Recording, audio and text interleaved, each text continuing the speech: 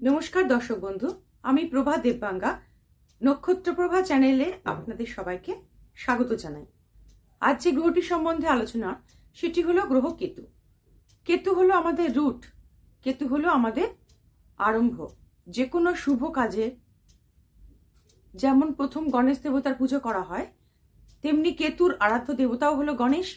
অর্থাৎ কেতু যাদের খারাপ আছে বাচ্চাটে, তারা যদি গণেশের পুজো করেন তাহলে কিন্তু তাদের কেতুর খারাপ প্রভাব থেকে অনেকটাই আপনাদের জীবনে উন্নতি আসবে। তো কেতুর খারাপ প্রভাবের ফলে কি হয়, যে কোনো শুভ কাজে আরম্ভতেই বাধা আসে। অর্থাৎ মনে করুন যে আপনি কোনো একটা যে কোনো ভালো কাজ করতে যাচ্ছেন, শুভ কাজ করতে যাচ্ছেন, অনেক কিছু প্ল্যানিং করেছেন, সমস্ত কমপ্লিট, টাকা পয়সাও আছে, প্ল্যানিংও কমপ্লিট, কিন্তু যখনই যেটা আরম্ভ করতে যাচ্ছেন সেই সময় কিন্তু একটা বাধা চলে এলো।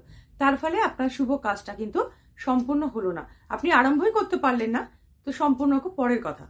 ঠিক আছে, তো এই যে আরম্ভ, এটি দেখায় গ্রহ কেতুদেব। যাদের চাটে কেতু খারাপ হয়ে আছে বা কেতুর ওপর কোনো অপর কোনো গ্রহের অ্যাসপেক্ট পড়ছে বা হিট পড়ছে, তাদের কিন্তু কেতু খুব খারাপ ফল দিয়ে থাকে। আবার কেতু যাদের ভালো থাকে তাদের হঠাৎ প্রাপ্তি লাভ, ঐশ্বরিক কৃপা, দৈব কৃপা এবং বিভিন্ন গুপ্তবিদ্যা শেখার অধিকারী হওয়া, এই জিনিসগুলো তাদের মধ্যে থাকবে। কাজেই কেতু গ্রহকে ভালো করার জন্য গণেশ দেবতার পুজো করুন এবং লক্ষ্য করুন যে আপনার বাচ্চাটি কেতু ভালো আছে কি খারাপ আছে। আপনার বাচ্চাটা ঠিকঠাকভাবে অ্যানালিসিস করে ঠিকঠাক মতো প্রতিকার নেওয়ার জন্য অবশ্যই আপনাকে আসতে হবে নিচের দেওয়া নাম্বারে এবং আমার সাথে অবশ্যই যোগাযোগ করবেন। যদি কেউ অ্যাস্ট্রোলজি শিখতে চাইছেন, অ্যাস্ট্রোলজির উপর ইন্টারেস্ট আছে, তারাও কিন্তু আমার সাথে এই নাম্বারে যোগাযোগ করতে পারেন।